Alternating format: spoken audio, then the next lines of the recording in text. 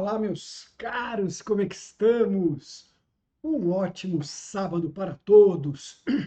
Meus amigos, para a gente finalizar esse fundamental tema sobre o controle, né, exercível pelo poder legislativo, que é quem tem a função típica e preponderante de controlar externamente o poder executivo, temos que estudar agora aquele que é, em tese, né, o seu grande auxiliar nesse tipo de trabalho. Temos que estudar agora o Tribunal de Contas. Amigos, Tribunal de Contas, né? Primeira coisa, quem tem Tribunal de Contas, né? A União tem e os estados têm. E os municípios, meus amigos? Veja, a Constituição Federal de 88, na sua promulgação, ela extinguiu os tribunais de contas municipais, com exceção de dois. Permaneceram existentes apenas tribunais de contas municipais da cidade de São Paulo e da cidade do Rio de Janeiro. E existe até uma boa razão para isso, em virtude da envergadura dessas duas capitais. Eu, no meu ponto de vista, entendo que de 88 para cá, algumas outras capitais de estados também já cresceram bastante e têm muita representatividade no PIB, Produto Interno Bruto. Então, eu acho que deveria existir Tribunal de Contas Municipal de Curitiba, de Porto Alegre, Florianópolis, Belo Horizonte, Fortaleza e Salvador. Eu entendo que todos esses também deveriam existir. Mas quem sou eu na fila do pão, né, gente? Eu não sou ninguém. Então vamos estudar. Jóia. Muito bem. Quando a gente estuda o Tribunal de Contas, o que a gente faz, meus amigos, é estudar a partir do TCU, Tribunal de Contas da União, porque ele está devidamente disciplinado no texto da Constituição Federal. E a partir dele é que os tribunais de contas estaduais e os dois municipais deverão ser espelhados. Peraí, professor, então deixa eu ver se eu entendi. Quer dizer que, quando a Constituição Federal trata do Tribunal de Contas da União, esse padrão, esse modelo, essas normas que regulamentam e disciplinam o Tribunal de Contas da União deverão ser também observados em estados e nos dois municípios? Sim. Tanto que, senhores, leis orgânicas da cidade do Rio e da cidade de São Paulo e constituições estaduais dos estados que não disciplinem as mesmas coisas, os mesmos pontos, as mesmas normas do TCU, não implicarão em ausência de regulamentação. Não. Porque aqui o que nós vamos observar é um princípio, e vocês devem anotar desde já, que as previsões, regulamentação e estruturação do TCU constituem ou integram a teoria da simetria ou do espelho, que vai dizer que tudo que está previsto na Constituição Federal para o TCU é automaticamente aplicável para tribunais de contas estaduais e tribunais de contas municipais, salvo eventual previsão ou em constituições estaduais ou nas leis orgânicas municipais que contrariem. Porém, como é que constituições estaduais e leis orgânicas municipais podem contrariar o texto da Constituição Federal no momento em que seja necessária a aplicação da teoria do espelho ou do paralelismo principiológico. Como que podem contrariar? Só podem contrariar naquilo que seja meramente orgânico e funcional da rotina do tribunal. Porém, poderes, competências, atribuições, limites, responsabilidades, tudo isso é de reprodução obrigatória e constituições estaduais e leis orgânicas municipais não podem contrariar, certo? Então, o que pode contrariar? Sei lá, eu, por exemplo, né? O prazo que o Tribunal de Contas tem para expedir o parecer sobre as contas do chefe do Executivo. A Constituição Federal tem sua previsão lá, bonitinho, certinho. Constituições estaduais e leis orgânicas municipais eventualmente podem prever prazos do teto federal para baixo, podem reduzir, né? Não tem problema. Outra coisa, a rotina de tramitação de expedientes, certo? E assim vai. Então, alguns elementos podem ser regulamentados de forma distinta. Agora, quando não forem, vamos aplicar a Constituição Federal na ausência das normas estaduais e municipais, e normas estaduais e municipais não podem contrariar os dispositivos considerados estruturantes ou fundamentais da existência, responsabilidade e competências do Tribunal de Contas da União. Por causa disso que a gente estuda ele, e o que a gente está estudando para ele, você vai aplicar para a galera estadual e municipal. Professor, mas se eu vou prestar o CNU não é concurso federal? É. Agora, o que impede da prova federal do CNU perguntar se você conhece qual é o limite, qual é a forma de criação e regulamentação dos tribunais de contas estaduais? Nada impede, porque está sendo exigido de você uma forma de visão e compreensão da Constituição Federal aplicável ao sistema de controle externo do Poder Executivo. Por isso que essa introdução é super importante. Belezura? Então agora chega desse papito e vamos dar uma olhada no texto em si que eu preparei e deixei para vocês aqui. E ele é um texto, né, que vai te explicar tudo e tem as principais previsões. Olha lá, meus amigos. O TCU é um órgão. Então, isso aqui já deve ser observado e anotado por todos vocês. Escrevam, por favor.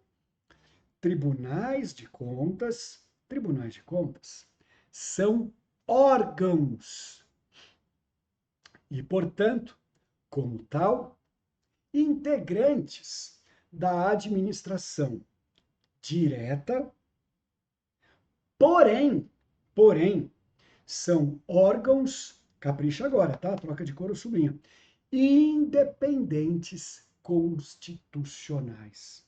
O que quer dizer que são órgãos independentes constitucionais? Quer dizer, senhores, anotem por favor agora, que os tribunais de contas não integram e nem se confundem com qualquer um dos três poderes. Eles não integram e não se confundem com o poder executivo, nem com o legislativo e muito menos com o judiciário, tá?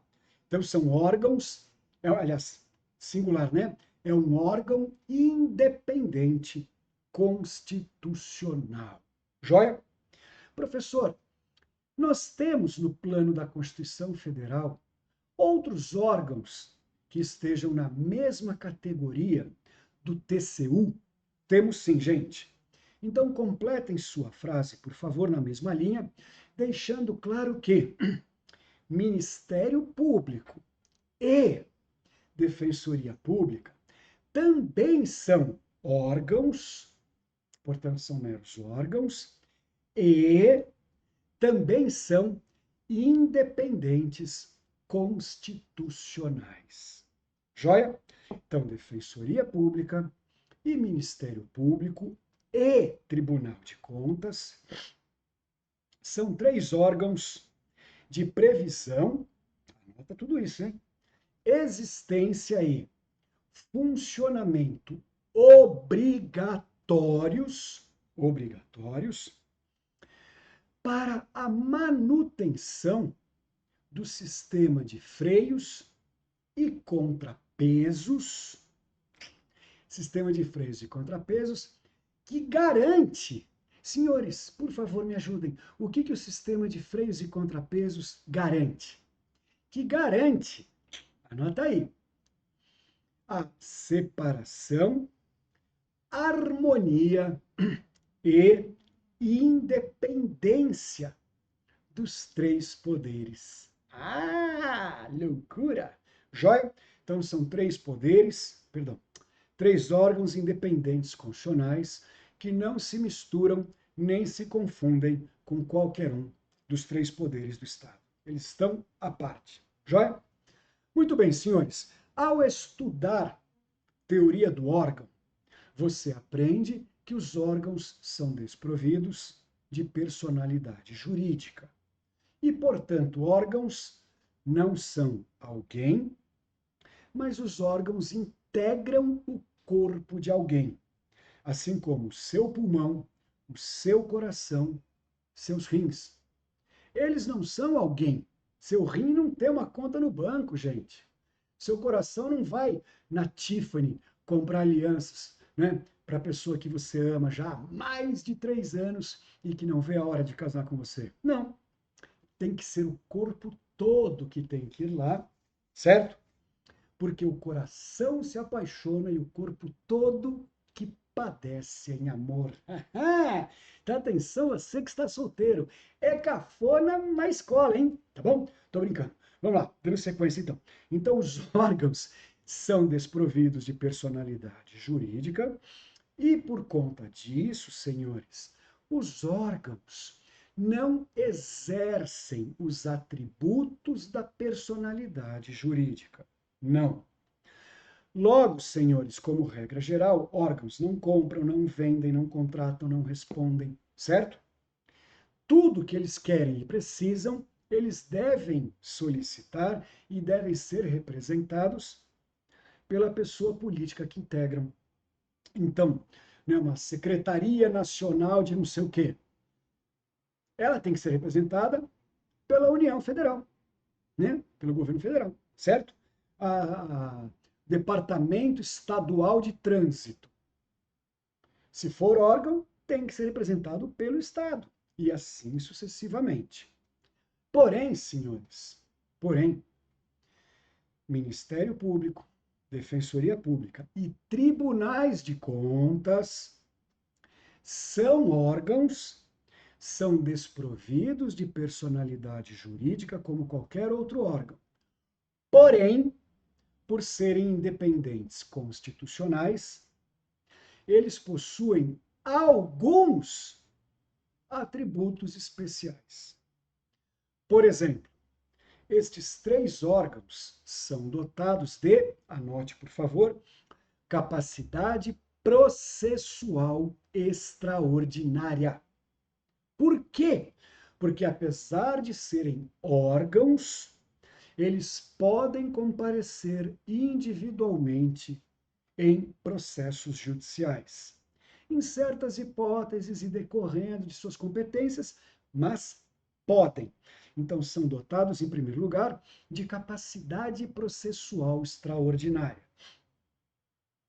Segunda coisa, senhores, esses 3 órgãos possuem os próprios CNPJs, em que pese serem órgãos. Então, eles são órgãos dotados de CNPJ para que possam gozar de maior autonomia administrativa e plena independência financeira.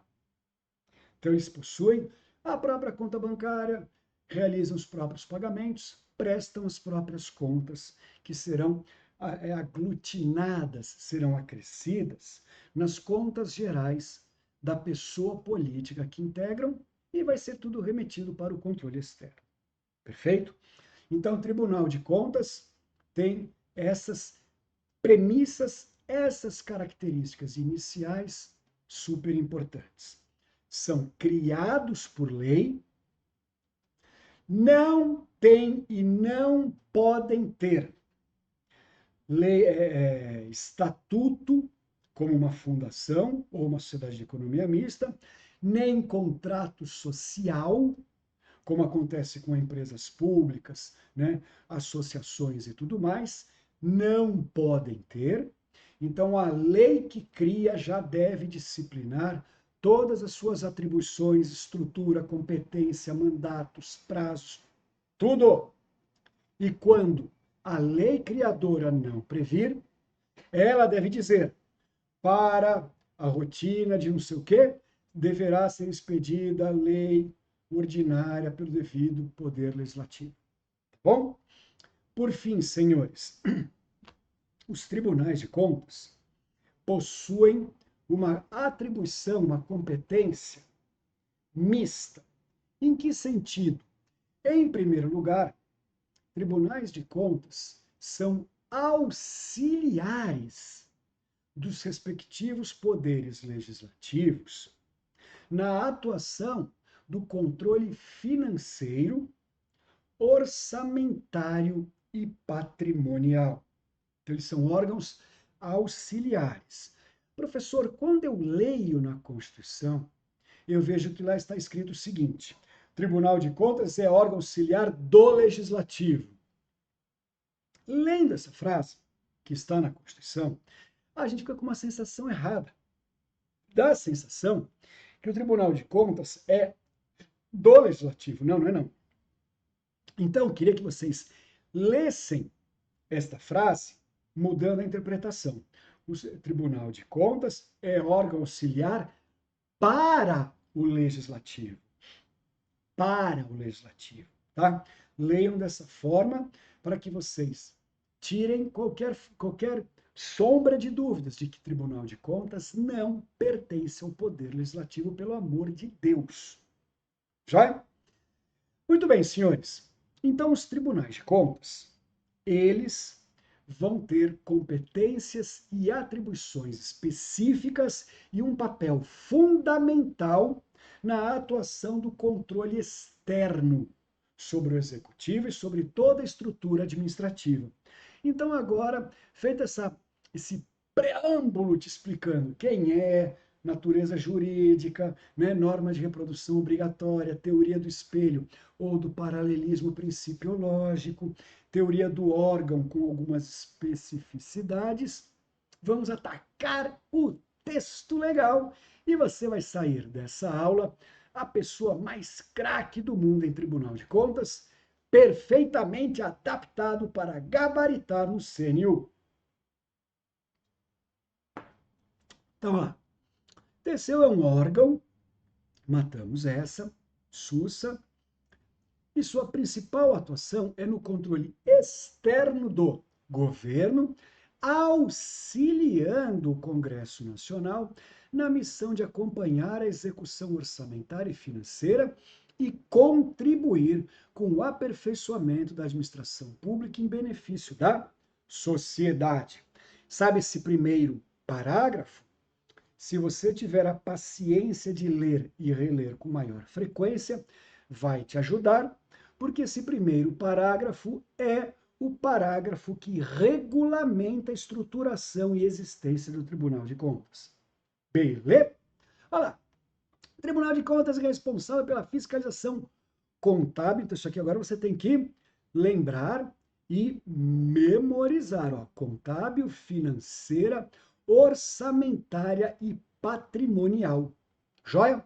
Então, os tribunais de contas, senhores, terão a atuação no campo da contabilidade pública, gestão das finanças públicas, acompanhamento, fiscalização e controle tanto do planejamento orçamentário, como de sua execução e, ao final, no controle para a verificação do seu fiel cumprimento. E também no aspecto operacional e patrimonial. Joia? Os elementos de controle e previsão são sempre, mas não exclusivamente, hein? São sempre, porém não exclusivamente, controle de legalidade, legitimidade e economicidade. Joia? Agora temos que observar alguns detalhes aqui no meio, senhores, que às vezes pode passar fora da sua percepção, pode passar despercebido, né? O que é, meus caros? Olha só. Tribunais de contas possuem suas atribuições também perante a questão do patrimônio público, não é isso? Amigos, o que é que genericamente integra patrimônio público? Tome cuidado, hein? Meio ambiente, genericamente considerado, é bem público federal. Portanto, tribunais de contas também atuam na preservação, proteção e atuação legal sobre o meio ambiente, certo? Fora isso, senhores, também é considerado como patrimônio público a moralidade administrativa. Moralidade integra os pilares do patrimônio público. Logo, tribunais de contas também podem atuar no controle de moralidade. Mas não moralidade quando o Tribunal de Contas quiser falar, o deputado, o ministro fulano de tal se comporta de maneira indecorosa. Não é isso. Mas é a moralidade na gestão dos interesses públicos e a moralidade na gestão dos recursos e do patrimônio público. Joia? E por fim, meus amigos, por favor, leiam e recordem: tribunais de contas também exercem o controle direto sobre as contratações de novos agentes e concessões de aposentadorias, gente. Quem dá a palavra sobre o preenchimento ou não dos requisitos necessários para o gozo das aposentadorias públicas e pensões é o Tribunal de Contas. Então, um Estado elabora o relatório dos seus servidores públicos que estarão se aposentando, anexa a documentação e submete ao Tribunal de Contas. É ele que vai falar se está certo, se está errado, se pode, se não pode. Beleza? Muito bem, senhores. Agora que ultrapassamos esta análise, vamos direto ao texto constitucional para que a gente possa, então, mergulhar nas principais competências do TCU com as devidas observações. Olha lá, aqui, como eu sei que muitos dos senhores gostam de fazer a leitura dos textos legais, aqui estão os principais artigos da Constituição Federal para vocês analisarem, lerem e relerem. Haja vista, senhores, que Cés Granhill gosta muito de elaborar perguntas partindo do texto legal da Constituição. Então, vale muito a pena fazer essa leitura, mas nós vamos agora descer ao plano da análise pontual. Olha lá, então, além destas previsões, tem leis que estabelecem, mas algumas, está errado, né? Além dessas previsões, vamos fazer assim, ó, vírgula, há leis, né? Nós temos ainda mais competências e previsões em certas leis que estabelecem mais algumas competências dos tribunais de contas, como, por exemplo, a Lei da Responsabilidade Fiscal, que é a Lei Complementar 101 de 2000, e a Lei Geral de Licitações, por exemplo, Lei 14.133, mas o que você de 2019, né? Mas o que você tem que saber, senhores, é que não são apenas essas duas, tá? Nós temos ainda mais leis ordinárias que criam ou fixam mais algumas competências para o Tribunal de Contas. Mas o que mais interessa para as provas são as constitucionais. Olá! Primeira coisa, meus amigos, bora trabalhar a ideia das contas que o chefe do Poder Executivo deve prestar anualmente. Prestem atenção. Quando é encerrado o exercício fiscal, ou, em outras palavras, encerrado o ano, o chefe do Executivo, como regra, no plano federal pelo menos, tem 60 dias para encaminhar sua prestação de contas do ano que se encerrou ao Congresso Nacional. Joia? Lá no Congresso Nacional, quem vai receber essas contas no plano federal é a chamada Comissão Mista do Orçamento, ou abreviado como C de Casa, M de Maria, O, né, de o quê, hein? O de, oh meu Deus! Então, CMO.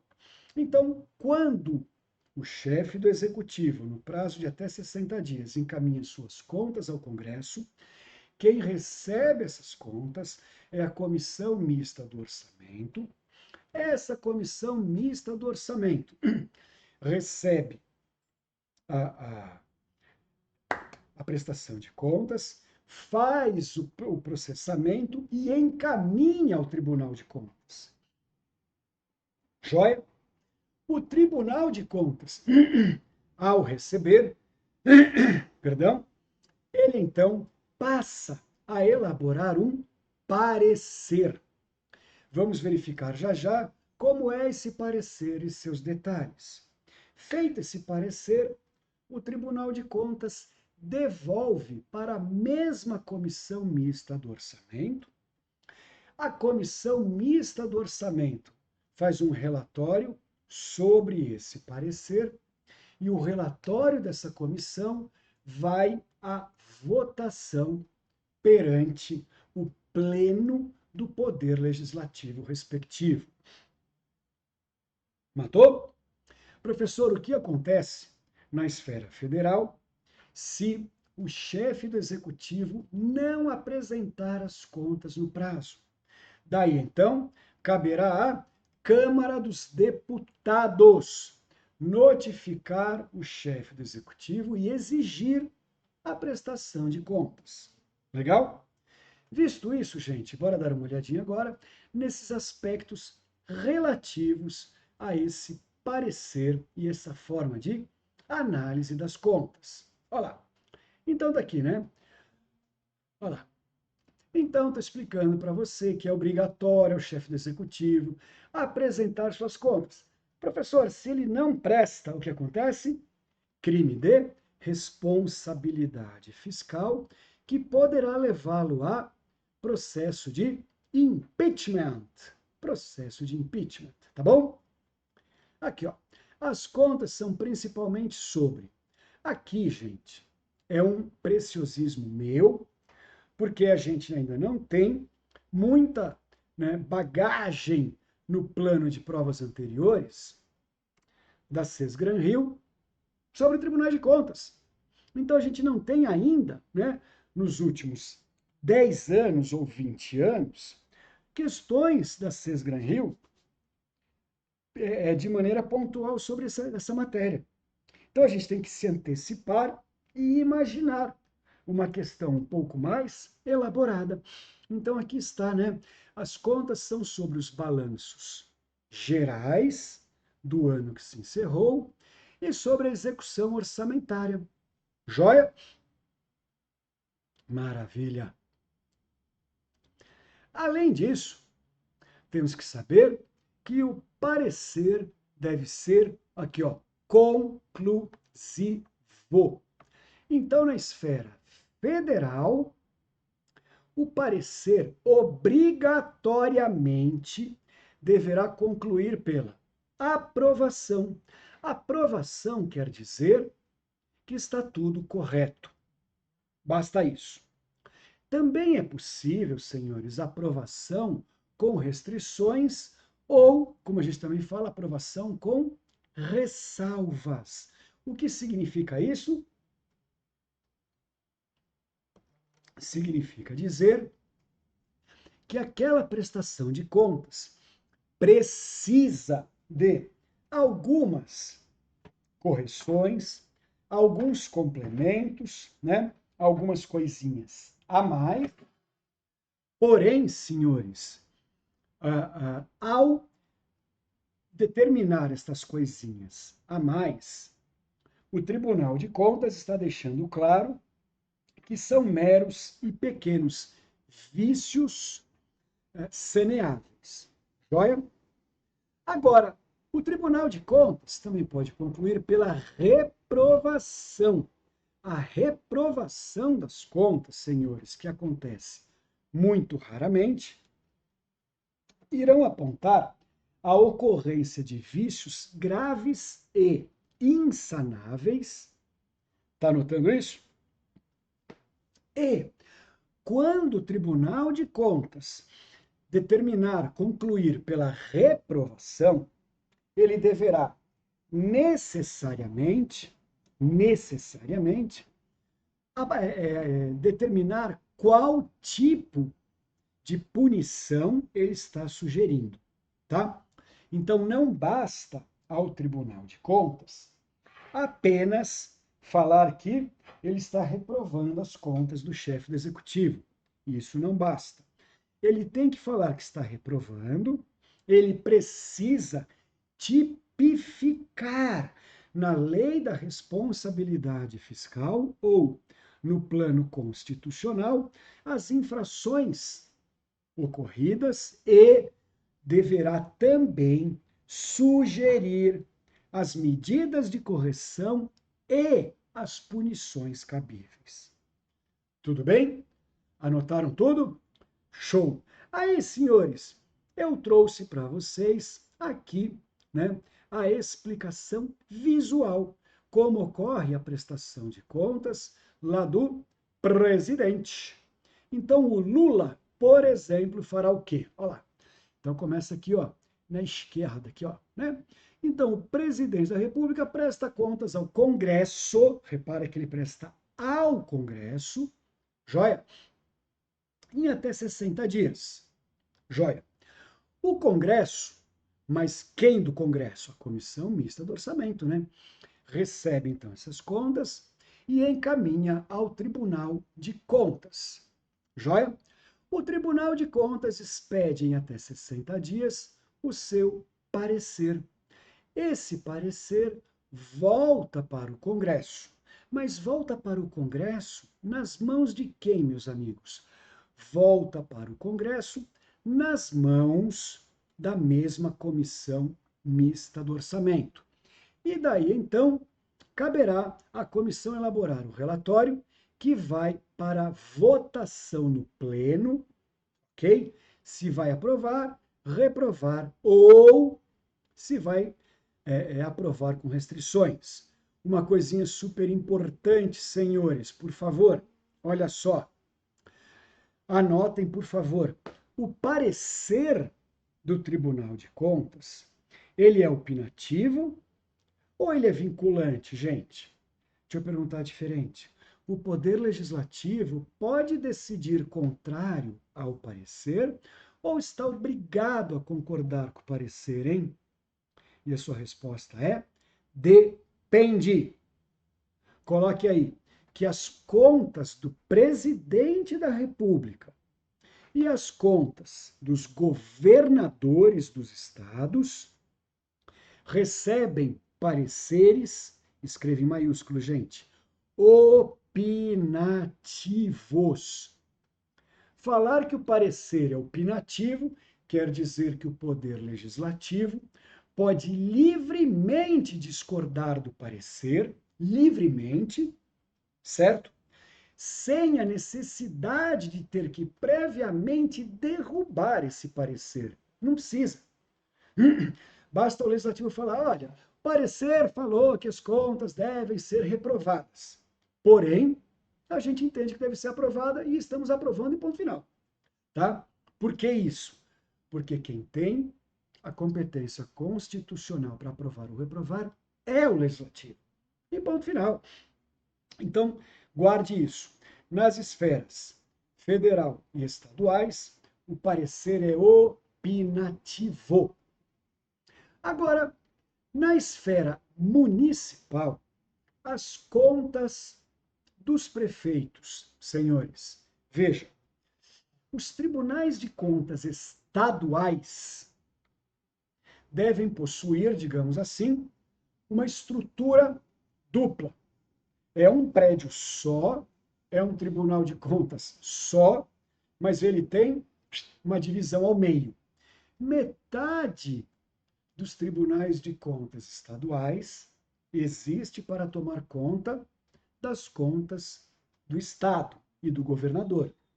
Agora, a outra metade, digamos assim, dos tribunais de contas estaduais funcionará para analisar as contas dos municípios daquele estado.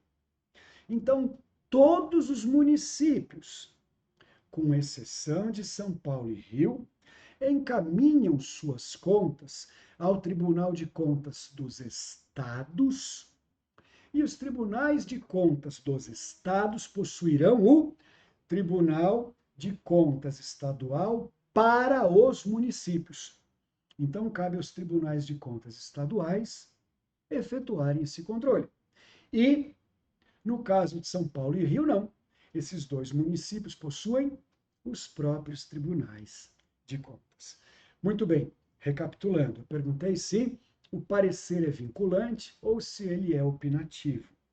Você já escreveu no seu caderno que na esfera federal o parecer é opinativo e não precisa sequer ser derrubado pelo legislativo quando o legislativo quiser discordar. Agora, quando falarmos das contas municipais, anote isso em negrito no seu caderno.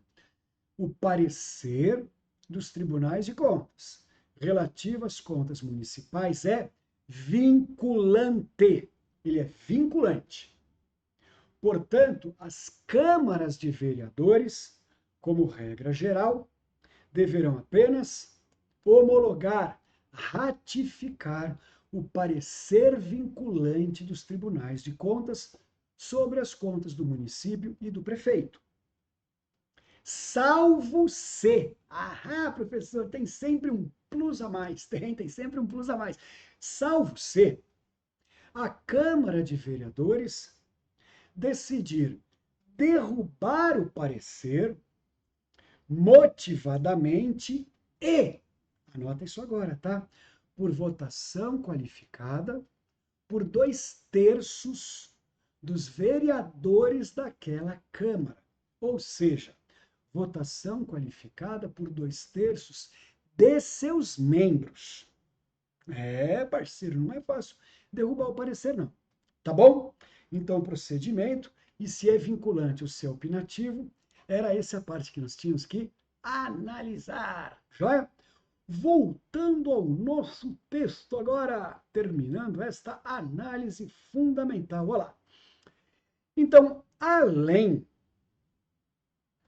das contas do chefe do executivo, que os tribunais de contas emitem mero parecer, as contas de todos os demais administradores de dinheiros públicos, tanto administradores públicos, senhores, como é o caso de chefes de autarquias, né?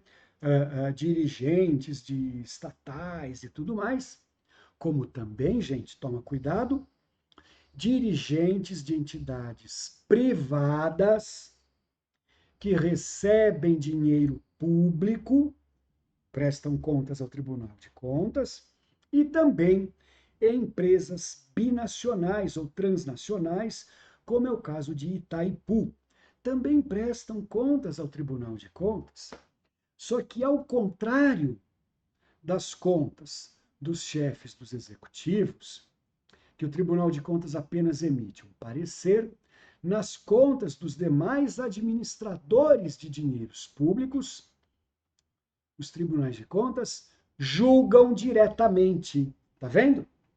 Então, os tribunais de contas não delegam, digamos assim, não repassam aos poderes legislativos para que eles julguem as contas desses caras. Não. Os tribunais de contas vão julgar diretamente as contas dos demais administradores.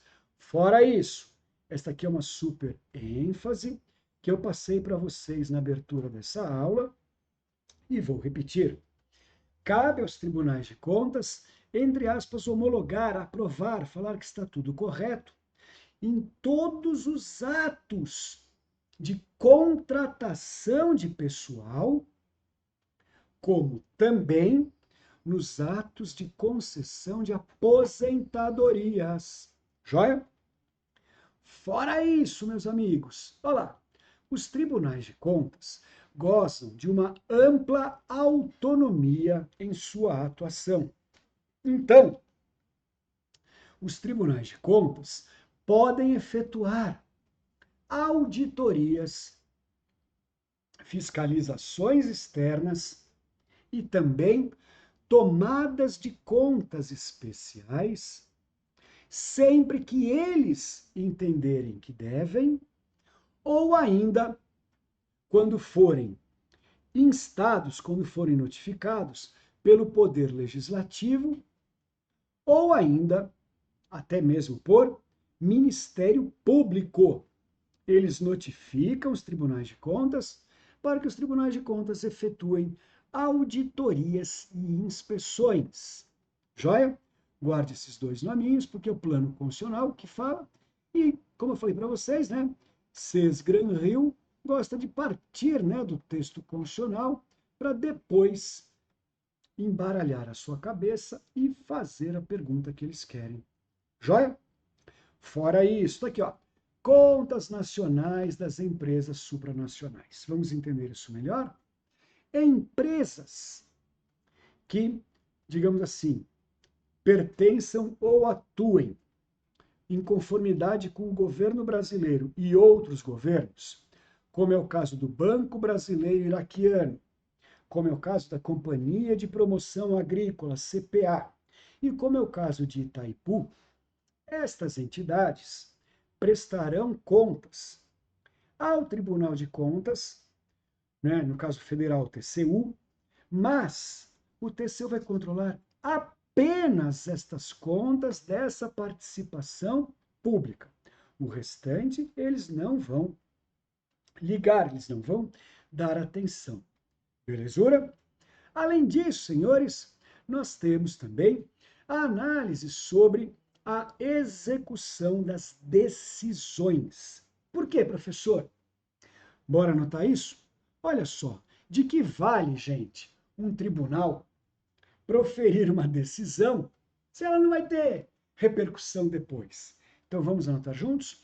As decisões dos tribunais de contas, principalmente determinando devolução de valores, determinando reposição, né, indenização, reparação a danos causados e também na aplicação de multas e punições.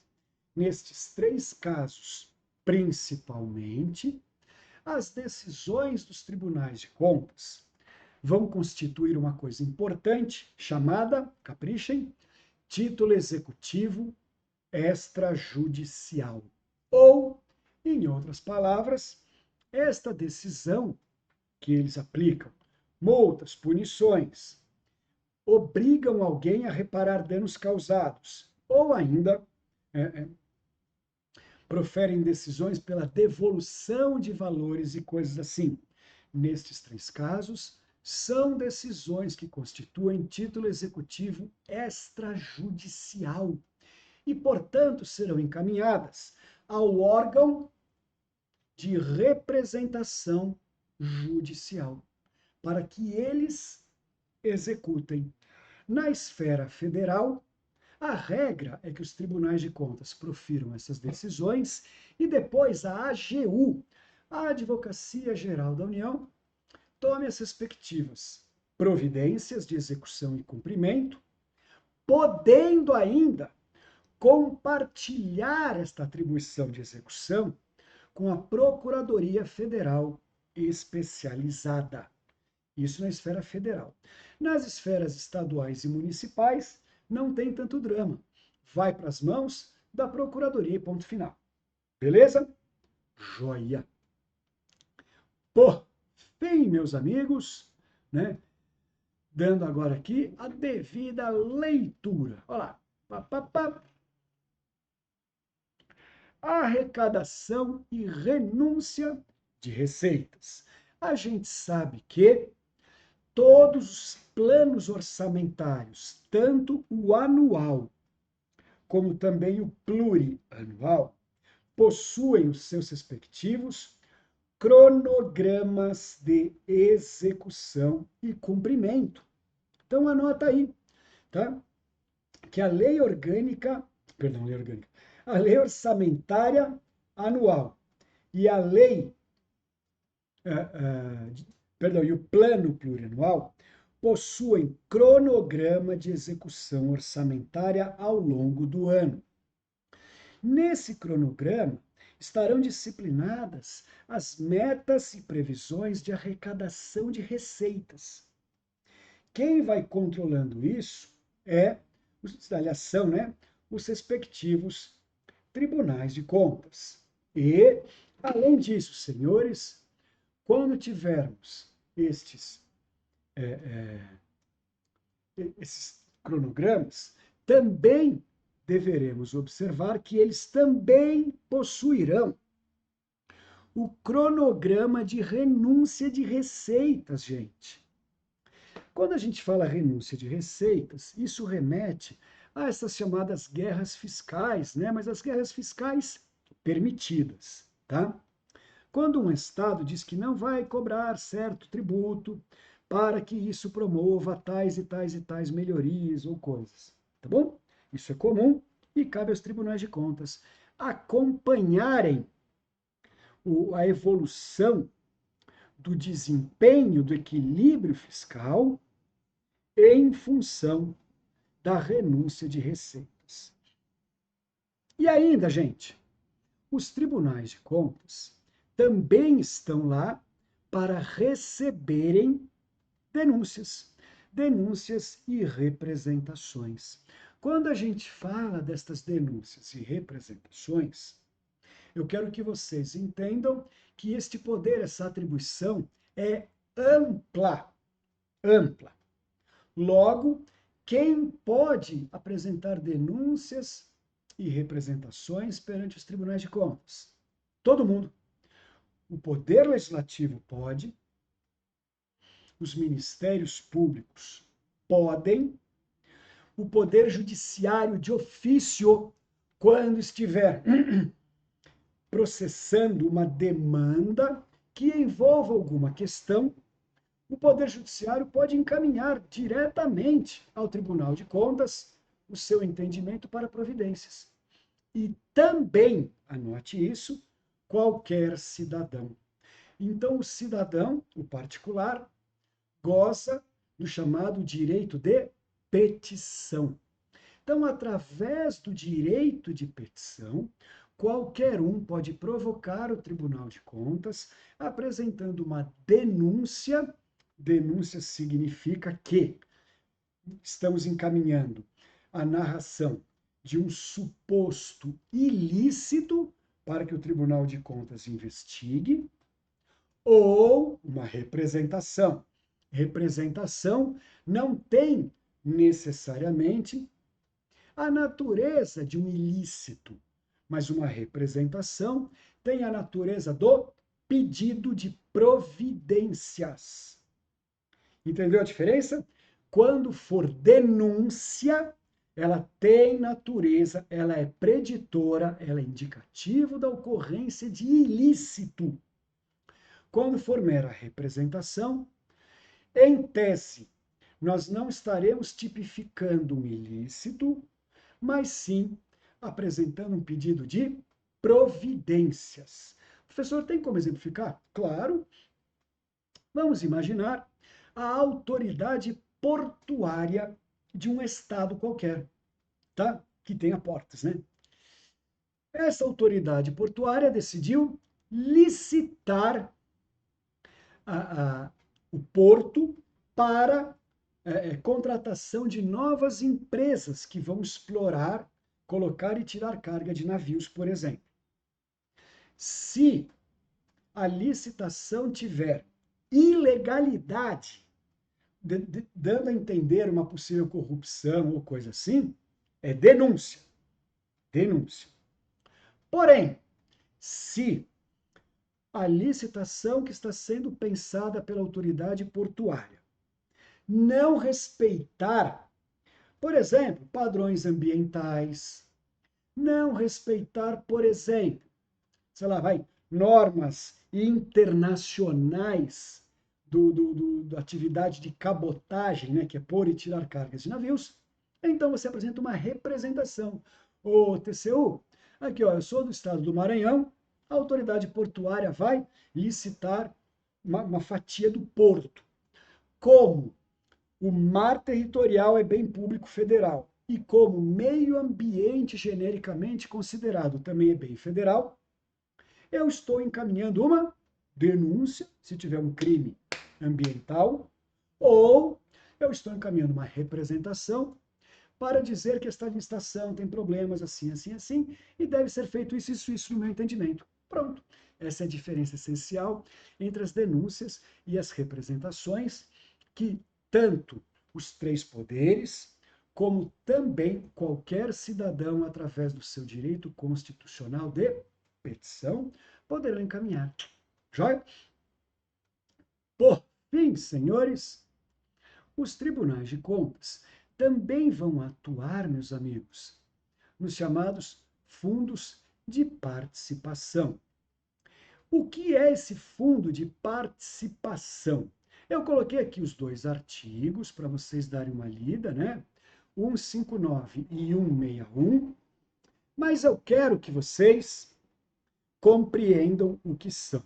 O fundo de participação, ele é decorrente, senhores, do chamado Pacto Federativo. Então, deixa eu subir aqui. Ó. Então, ele é decorrente do chamado Pacto Federativo. Ou seja, senhores, a nossa Constituição Federal estabelece que nós teremos, meus amigos, a atuação de distribuição, de repartição de competências e principalmente rendas entre os entes federados. Quem é o detentor do maior volume de impostos, né, e receitas públicas geradas? O principal é a União. Então é correto que a União fique muito mais rica do que estados e municípios? Não, não é correto. Então a nossa Constituição estabeleceu um pacto entre entes federados. Esse pacto vai dizer que os principais impostos do ente maior deverão ser repartidos entre os entes menores. Então, por exemplo, principais impostos federais é o IPI e o imposto de renda. Não tem nem o que falar. Então, estes dois, principalmente, mas não exclusivamente, tá? Estes dois, principalmente, ficarão mais ou menos metade para a União e a outra metade a União arrecada, deposita no Banco Central e o Tribunal de Contas da União vai fazer os cálculos de quantos bilhões ou milhões deverão ser repassados para cada um dos estados e quantos milhões ou bilhões deverão ser repassados a cada um dos municípios, conforme critérios da Constituição. Joia? Impostos estaduais, os principais são IPVA e ICMS. Então, estes dois impostos estaduais devem ser repartidos com os municípios que integram aquele estado, onde ocorreram os fatos geradores desses dois tributos, principalmente. Quem é que não reparte impostos com ninguém? Município, né? Quem é menor que município? Ninguém. Então, a União reparte principalmente imposto de renda e IPI, estados repartem principalmente ICMS e IPVA, com os respectivos entes menores, e isso constitui o chamado Pacto Federativo. Quem é que vai fazer o cálculo para encaminhar depois às autoridades bancárias públicas para promover a distribuição? Tribunais de Contas. Então, na esfera federal, quem faz os cálculos dos valores devidos aos estados, no chamado Fundo de Participação dos Estados, e aos municípios, no chamado Fundo de Participação dos Municípios, é também o Tribunal de Contas. Joia? Com isso, então, meus caros, o nosso texto de apoio que vocês receberam aí, ele está bem completo. Você anotou ainda uns últimos prolegômenos, uns detalhes a mais durante essa aula, e isso vai constituir, junto com a leitura dos artigos que eu indiquei, mais do que o necessário para vocês gabaritarem qualquer pergunta sobre Tribunal de Contas ou sobre controle externo, né, que envolva Tribunal de Contas no concurso CNU. Tá bom? Então, o papo deste sábado era esse, meus amigos. Fiquem todos muito bem, estudem bastante. Beijos e abraços. Tchau.